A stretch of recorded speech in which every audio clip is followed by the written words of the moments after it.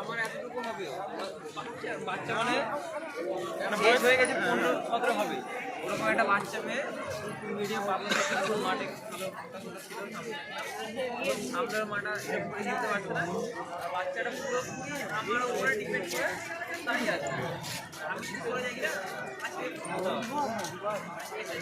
ঘাড়ে আবার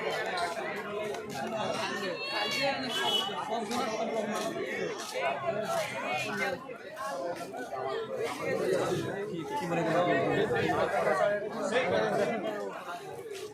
তাড়াতাড়ি হ্যাঁ